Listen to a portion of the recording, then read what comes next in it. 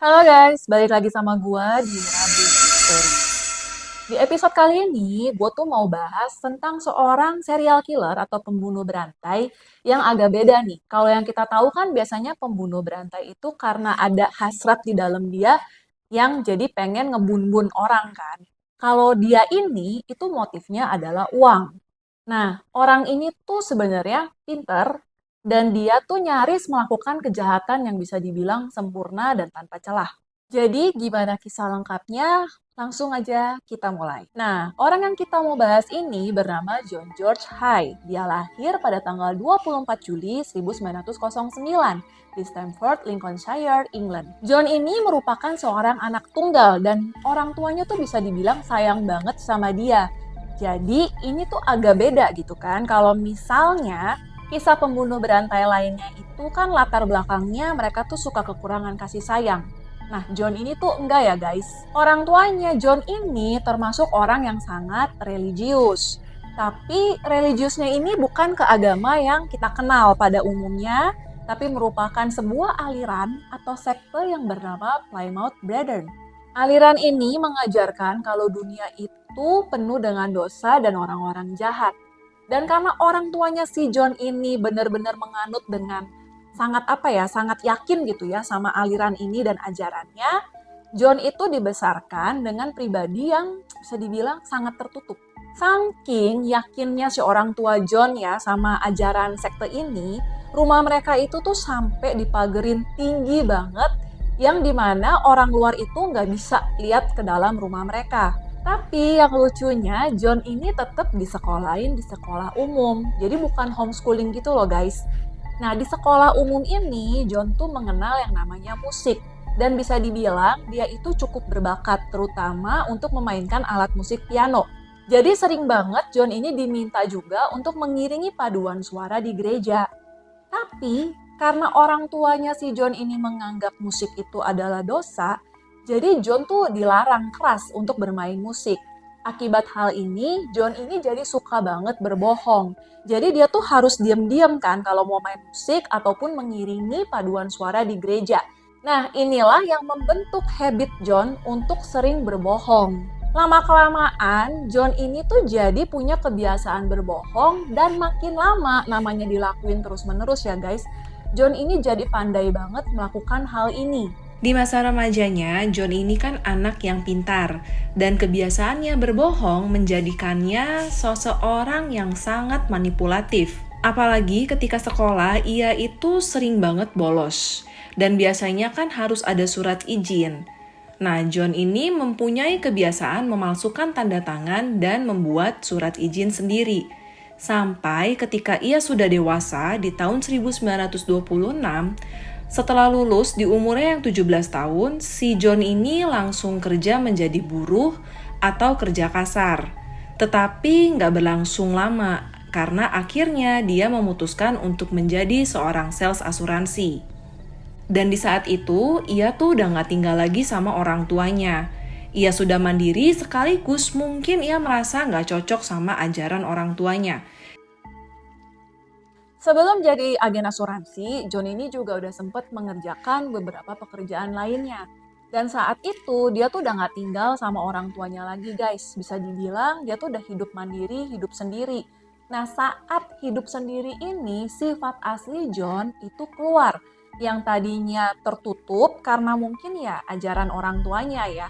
Ternyata dia tuh super ekstrovert, suka bergaul, dan suka mingle. Selain itu, dia juga punya obsesi sama barang-barang mewah dan pengen banget hidup kaya raya.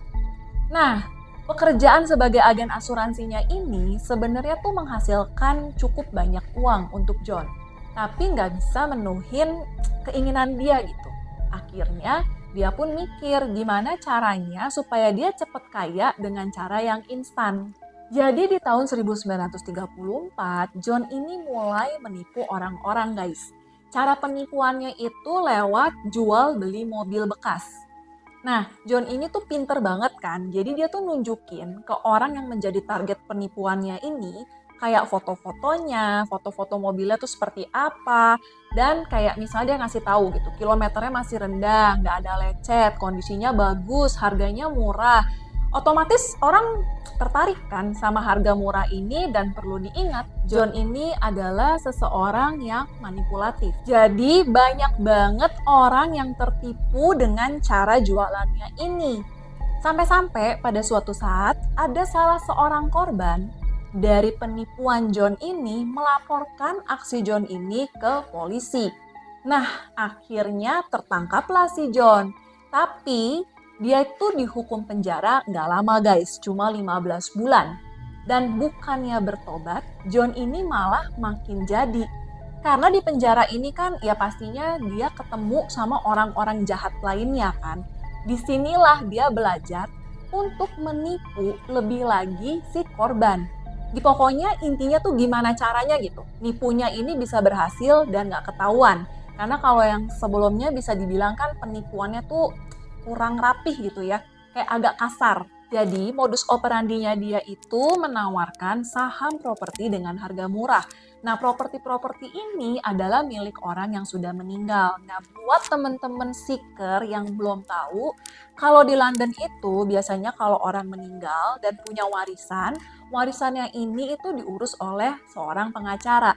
Dan disinilah peran si John. Jadi John tuh pura-pura jadi pengacara orang yang sudah meninggal tersebut. Dan karena John ini menjual properti tersebut dengan harga murah, otomatis banyak banget orang yang tertarik mau beli kan. Terlebih lagi kantornya John ini kan ada 3 di kota yang berbeda. Jadi ya orang-orang makin percaya kan kalau misalnya John ini benar-benar adalah seorang pengacara yang sukses gitu. Sayangnya dalam melakukan modus operandi penipuan ini, John ini ceroboh guys. Di salah satu iklan yang dia pasang, itu dia melakukan kesalahan penulisan. Nah, akhirnya ada satu orang gitu ya, yang ngeliat dan merasa, loh ini nggak benar. Karena penulisan ini itu nggak mungkin dilakukan oleh seorang pengacara. Jadi udah pasti salah gitu. Mungkin yang berbau-bau bahasa hukum ya. Dan ketika orang ini sadar, orang ini melaporlah ke polisi. Dan ketika polisi mengetahui hal ini, polisi langsung menyelidiki. Dan akhirnya polisi mengambil tindakan dengan menggeledah kantor-kantornya si John. Ya udah, ketahuanlah kalau misalnya selama ini John itu berbohong. Otomatis karena udah ketahuan, tepatnya di tahun 1941, John ini dipenjara lagi. Dan kali ini bukan hitungan bulan, tapi hitungan tahun. Dia tuh kena hukuman 4 tahun penjara guys. Dan lagi-lagi di penjara kali ini dia tuh bukannya bertobat dan malah mikirin gimana caranya kejahatan dia itu makin sempurna.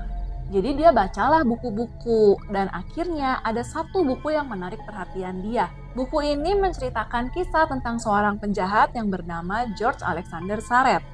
Si George ini ternyata itu pernah menghilangkan 2 nyawa manusia dan si korbannya ini dihilangkan dengan cara direndam ke asam sulfat. Setelah John membaca kisah ini, dia pun tertarik untuk melakukan modus kejahatan yang sama dengan si George. Yaitu setelah membunuh korbannya, dia akan melenyapkan si jasad si korban gitu ya. Itu dengan asam sulfat guys. Jadi sama si John dia tuh bener-bener mempelajari guys gimana caranya untuk ngedapetin asam sulfat ini. Sampai-sampai di dalam penjara yang namanya Lincoln Prison ini kan ada sebuah pabrik pengolahan timah guys. Nah si John ini tuh tahu kalau pabrik pengolahan timah ini itu pakai asam sulfat. Akhirnya John pun mendaftar nih atau apply gitu ya untuk kerja di pabrik ini. Dan John kerja di pabrik ini tuh sebagai napi ya guys, jadi tuh kayak kerja sukarela gitu. Jadi alias nggak dibayar atau dia tuh nggak digaji sama sekali. Karena tujuannya si John kerja ini, dia tuh pengen ngambil si asam sulfat dan bener aja. Sebelum dia tuh balik kerja, dia tuh bisa dibilang mencuri si asam sulfat ini, lalu dibawa nih ke kamarnya. Nah, gimana cara ngetesnya? Dia itu nangkep seekor tikus guys, dan bener aja. Si tikus ini dijadiin ya semacam kelinci percobaan dia lah ya. Dimasukinlah si tikus ini ke asam sulfat dan bener-bener hilang tanpa jejak. Sampai akhirnya di tahun 1945 John ini akhirnya berhasil bebas. Dan dia langsung melancarkan aksinya ini dengan membuat lagi-lagi perusahaan palsu. Kali ini namanya Union Group Engineering. Tujuan si John membuat perusahaan ini itu untuk mendapatkan si asam sulfat tadi, guys. Karena asam sulfat itu bukan zat kimia yang bisa dibeli dan gampang didapatkan oleh siapa aja. Dan hanya perusahaan tertentu yang boleh membeli jenis kimia ini. Dan setelah dia mendirikan perusahaan palsunya ini, John juga menyewa sebuah rumah di London. Nah, rumah yang dia sewa ini tuh ada basementnya, guys. Tujuannya itu untuk melancarkan aksinya tersebut. Setelah semua persiapan selesai, mikirlah gitu kan si John, gimana nih cara dia melancarkan aksinya. Ya mulailah dia cari korban pertamanya. Dan korban pertamanya John ini bernama William McSwan. William ini tadinya tuh bekas majikannya si John. Jadi John itu sebelum jadi agen asuransi kan tadi gue udah sempat mention ya. Dia kan sempat ngerjain beberapa pekerjaan tuh. Nah salah satunya jadi sopirnya si William ini. Dan karena dia pernah kerja sama si William, pernah jadi supirnya, tahu rumahnya, jadi si John juga tahu dengan pasti kalau William ini itu kaya. Makanya dia coba lagi lah menghubungi si William. Dan dengan ilmu manipulatif yang dipunya sama si John ini, akhirnya mereka jadi deket lagi, guys. Pertemuan pertama mereka itu terjadi di pub atau tempat minum-minum gitu lah ya, atau kayak semacam bar. Nah, karena William ini udah lama gak kontak sama si John, jadi dia tuh gak tahu, guys, kalau John ini baru aja keluar dari penjara. Dan setelah pertemuan pertama tersebut, ada lagi nih pertemuan-pertemuan berikutnya, sampai-sampai William tuh udah jadi deket banget lah sama si John dan percaya banget. Akhirnya si John beranilah ngajak William ini ke workshop atau kantor pribadinya. Dan begitu sampai, mereka itu langsung turun ke basement. Di basement ini ada sebuah mesin pinball gitu loh, guys. Dan William ini mainin si mesin ini. Ketika William asik main, John ini mengendap-endap dari belakang lalu memukul kepalanya William berkali-kali sampai William ini pingsan.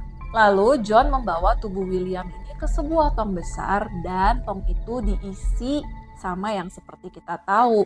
Isinya itu adalah cairan asam sulfat. Dan seperti percobaan pada tikus tadi, tubuhnya si William ini hilang tanpa jejak. Sisanya tuh cuma ada si air asamnya ini. Nah, air asamnya inilah yang dibuang sama John ke pembuangan air, guys. Dan setelah tubuh William ini berhasil dihilangkan, John ini langsung mengkontak atau menghubungi orang tuanya William. Ya namanya si John ini kan pernah kerja ya sama William. Orang tuanya si William ini ya percaya-percaya aja gitu sama John. Jadi John tuh bilang ke orang tuanya si William kalau misalnya William itu kabur ke Skotlandia. Karena apa? Karena William ini sedang mengalami masalah bisnis di Inggris. Ya balik lagi guys, karena orang tuanya ngerasa udah kenal sama John, percaya juga. Orang tuanya ya percaya-percaya aja tanpa nyari si William. Tapi di saat itu John tuh belum bisa ngambil semua aset dan hartanya William. Kenapa? Ya karena masih ada orang tuanya si William ini kan guys. Jadi John mikir gimana nih caranya untuk dia bisa nguasain semua aset dan hartanya William dan orang tuanya. Jadi dia tuh mendekatkan diri lebih lagi dengan cara ya mengunjungi orang tuanya William sering-sering. Apalagi kan Williamnya ini kan udah dalam kondisi yang gak ada gitu ya. Sampai-sampai akhirnya orang tuanya William ini udah nganggep John sebagai anak mereka sendiri. Jadi udah deket banget gitu guys. Karena John juga merasa hubungan dia sama orang tuanya William ini udah sangat-sangat deket dan orang tuanya juga udah percaya banget sama dia, si John ini mulailah memberanikan diri untuk ngajak bapaknya si William ke rumahnya. Jadi si John ini bilanglah sama si bapaknya William, "Om, ayo ikut ke rumah saya yuk, saya mau nunjukin sesuatu, ada surprise buat Om."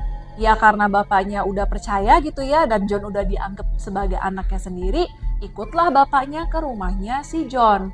Nah sampai di rumahnya bapaknya langsung dibawa ke basement guys. Dan ya seperti udah kita duga, langsung dihilangkan nyawanya dengan cara yang sama. Yaitu dimasukin ke tong, terus tong itu diisi sama asam sulfat, air asamnya juga dibuang ke pembuangan air. Sejam kemudian lanjut nih. Kali ini John ngajak mamanya si William untuk ke rumahnya. Sama lah, pakai modusnya tuh masih sama. Jadi si John ini bilang, "Tante, ayo main ke rumah saya yuk. Om udah ada di sana loh dan ada surprise nih buat tante."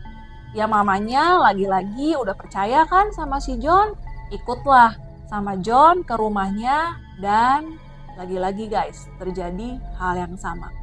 Setelah mereka berhasil dihilangkan, John ini membuat sebuah surat pernyataan palsu guys. Isi suratnya itu menyatakan bahwa semua aset-asetnya William ini mau dijual. Dengan alasan William sekeluarga ini pindah ke Amerika. Dan John berpura-pura itu menjadi sebagai seorang perantara atau broker resmi gitu loh guys. Jadi dia tuh kayak yang diberikan kuasa oleh si keluarganya William untuk menjual semua aset, properti, dan harta mereka. Dari penjualan aset-asetnya William, dia tuh mendapatkan uang sejumlah 1,9 miliar rupiah. Nah, harus diingat ya guys, ini tuh terjadinya di tahun 1945 ketika Indonesia aja tuh baru merdeka. Jadi jumlah segini tuh gede banget. Setelah berhasil mendapatkan duit yang gede ini, John ini tuh langsung foya-foya guys. Dia tuh tinggal di hotel mewah, beli mobil mewah. Pokoknya foya-foya terus lah.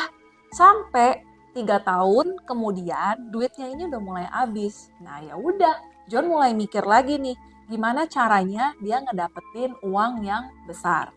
Jadi John ini mulailah bikin plan lagi. Dia mulai cari sewaan rumah lagi. Dan ketemulah rumah di Jalan Leopold di kota Crowley. Setelah dia menemukan rumah ini, mulai deh dia pindahan. Pindahannya itu ya termasuk tong-tong besar, asam sulfat tadi, dan alat-alat lainnya yang bisa memperlancar aksinya. Setelah persiapannya itu beres, John mulai mikir siapa ya korban kali ini. Dan dia juga belajar guys dari kesalahannya. Kali ini dia tuh nyari korban yang sekiranya kalau hilang itu nggak akan ada yang nyari. Dan waktu dia tuh dapat duit gede kan dari penjualan asetnya keluarga William, dia kan emang tinggal di hotel mewah tuh guys. Jadi dia tuh punya kenalan-kenalan di situ karena kan ya dia orangnya ekstrovert, gaul sana sini. Salah satu kenalannya ini adalah sepasang suami istri yang bernama Archie dan Rose Henderson. Si Archie ini berusia 52 tahun, sedangkan Rose berusia 41 tahun. Dan latar belakang mereka ini, mereka tuh nggak punya anak guys. Ya udah, akhirnya John menentukan suami istri inilah yang akan menjadi korban dia selanjutnya. Caranya gimana? Caranya itu John tuh nawarin investasi dengan imbal balik atau keuntungan 100%. Ya karena si Archie sama Rose ini kan kenalnya sama John itu di hotel mewah ya guys. Dan ya mereka mikir John ini memang seseorang yang sukses. Ya udah, akhirnya mereka percaya dan mau berinvestasi. John lalu mengajak Archie dan Rose itu ke rumahnya. Akhirnya mereka tuh ketemuan di tanggal 12 Februari 1948. Dan ketika ketemuan ini, nggak pakai lama John itu langsung mendor kepala mereka berdua. Seperti biasa, tubuh mereka itu dimasukin ke tong besar, dikasih asam sulfat. Cuma kali ini beda guys. Kalau tadinya itu dia buang air asamnya ini ke pembuangan air atau toilet gitu ya. Yang kali ini dia tuh buangnya ke taman. Lagi-lagi John ngelakuin hal yang sama seperti sebelumnya. Jadi John ini mewakili keluarga si Henderson ini bilang kalau misalnya satu keluarga mereka itu mau pindah ke Afrika Selatan. Dan keluarga Henderson mau jual semua asetnya yang ada di Inggris.